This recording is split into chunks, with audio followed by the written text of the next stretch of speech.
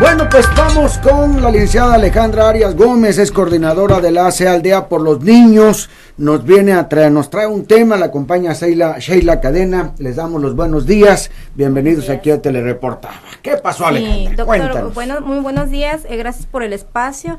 El motivo de la visita a su programa es lo siguiente: Aldea por los Niños, en su trabajo en la prevención, detección y atención de la violencia infantil, pues nos hemos encontrado últimamente con un fenómeno muy grave en el estado de Tabasco y en general en las zonas fronterizas del país, que es el fenómeno migratorio infantil.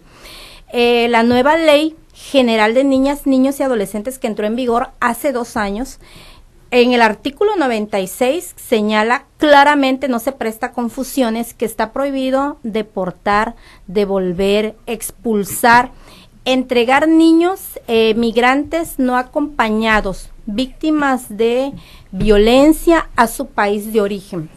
La ley es muy clara, no hay una mala interpretación, es clarísima. ¿Por qué le comentamos esto? ¿Y qué es lo que pasa con ellos al no deportarlos? Ocurre ¿Qué se tiene que hacer con ellos? Recientemente ¿algún nosotros... orfanato o sí, algo? ya hay uno que recién inauguró la ACNUR, pero ocurre lo siguiente: traemos un caso específico que tiene nombre y apellidos. Uno particular. Así es. En septiembre de este año recibimos una llamada de un grupo de vecinos de Paseo Tabasco, en el sentido de que había un niño en situación de abandono de origen hondureño de aproximadamente 9 años de edad. Nos presentamos en el lugar de los hechos, aunque no lo hicimos de manera solitaria porque son casos muy delicados.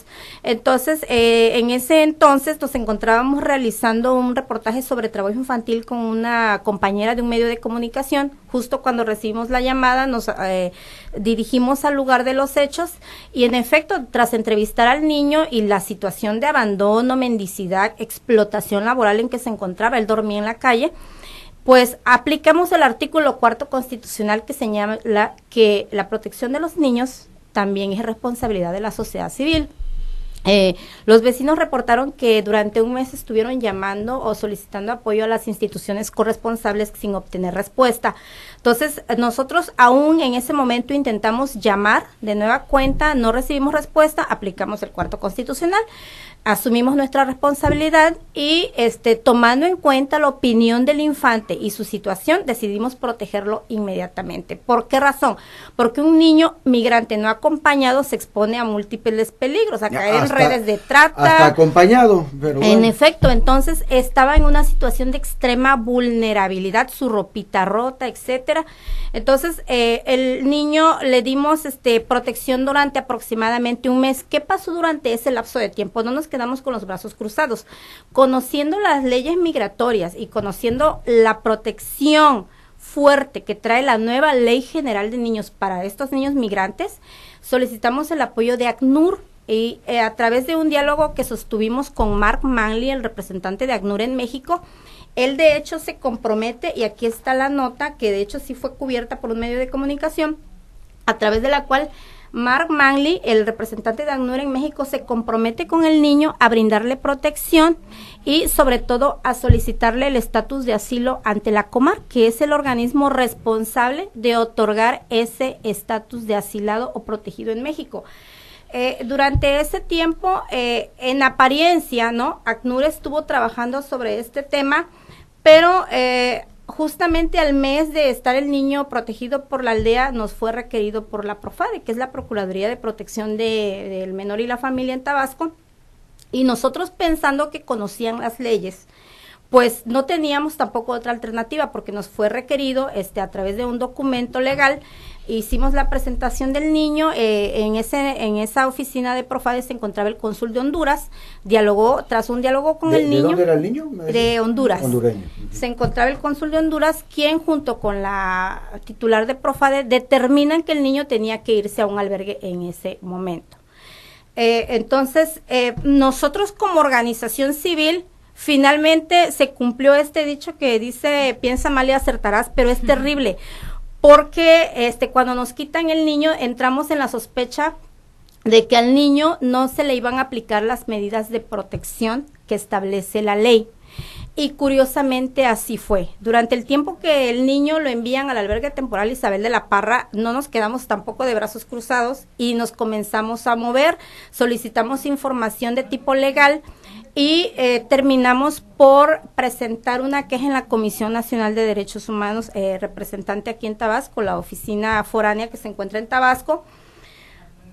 Platicamos también con el director del DIF estatal, el licenciado Pueri Cervantes, donde se le solicitó que se le aplicara lo que establece la ley. El niño no podía ser deportado porque el niño presentaba marcas de violencia en todo su cuerpo. El niño relató haber sufrido violencia familiar y violencia comunitaria a través de los maras, las pandillas maras. El niño huyó por violencia. ¿Qué edad tiene? 9 años. 9 años. La gran sorpresa que nos llevamos es que durante el tiempo que nosotros interpusimos la queja en la Comisión Nacional de Derechos Humanos para que investigara, para que de alguna manera entrara a investigar e indagar que sí se le estuvieran respetando sus derechos, nos llevamos la terrible y realmente triste sorpresa de que el niño ya había sido devuelto a Honduras el 26 de septiembre.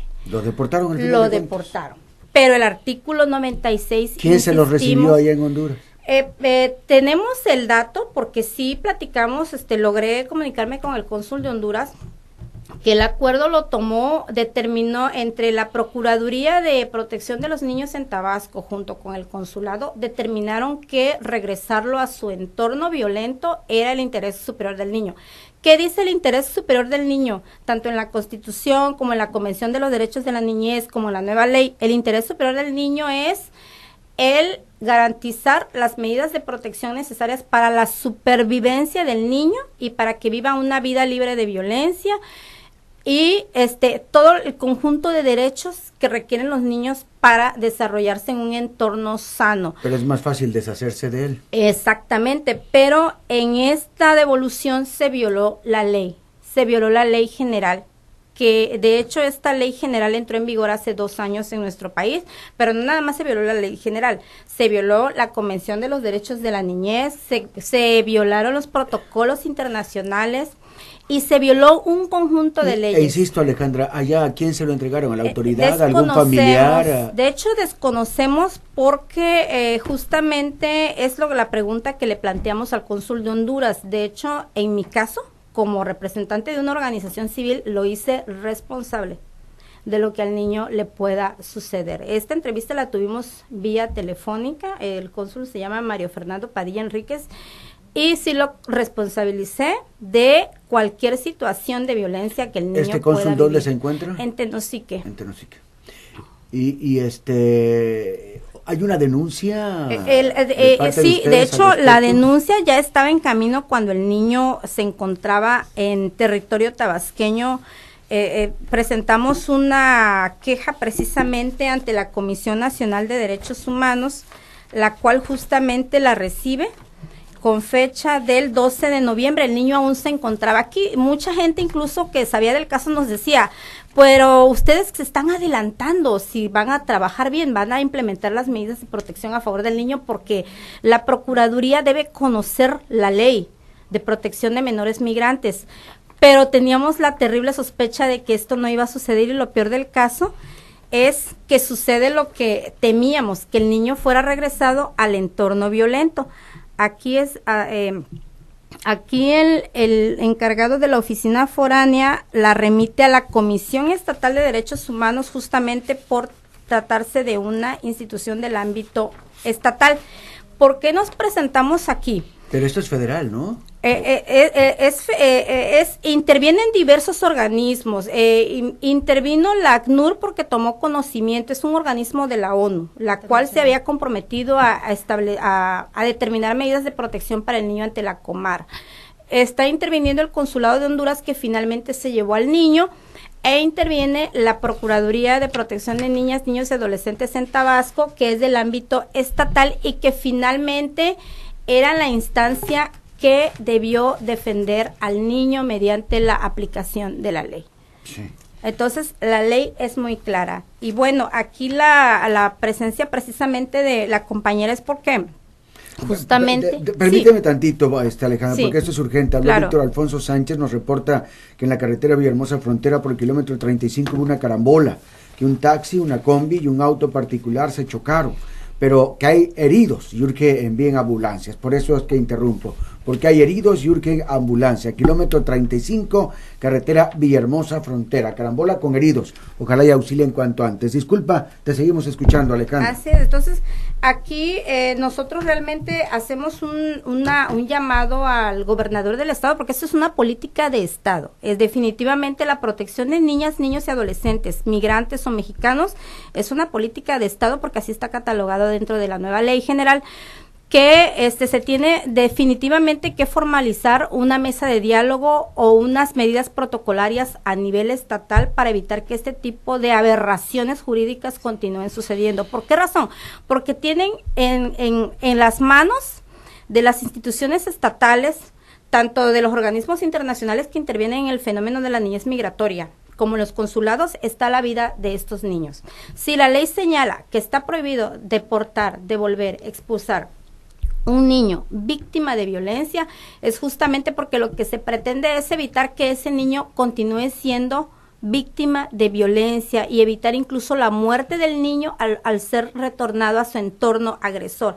Y aquí se hizo justamente lo contrario, se violó la ley, pero se violaron también los derechos de este niño y se van a continuar violando los derechos de los niños migrantes que diariamente ingresan a territorio mexicano si esta situación no para. Esto se debe servir como antecedente. Es un antecedente. ¿Y ustedes qué harán en consecuencia? Bueno, nosotros estamos agotando las medidas porque sí fue una clarísima violación a la ley. Al niño se le dejó en estado de indefensión al ser devuelto a Honduras. ¿El Estado qué les ha dicho? No hemos recibido, de hecho, una respuesta. La última entrevista que sostuvimos fue justamente con el director del DIF estatal, a quien le planteamos incluso lo que señalaba la ley, incluso le solicitamos una visita al niño que al final sí nos concedió 3 días antes de que el niño fuera deportado. ¿Por qué razón?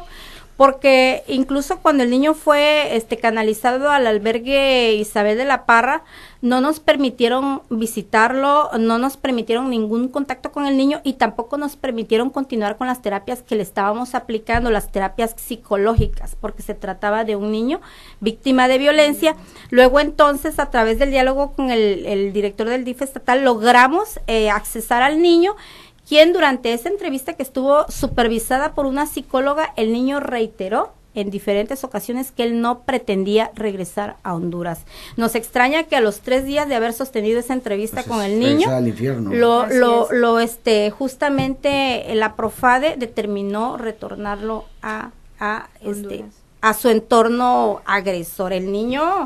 Tema más que interesante, sí, Alejandra, que yo te voy a pedir, Alejandra Sheila, que nos mantenga informado cómo van, qué va pasando, qué va sucediendo, claro que sí, si hay respuesta, etcétera, y si logran averiguar qué pasó con este menor en particular. Sí, de hecho ya solicitamos el apoyo del Senado de la República.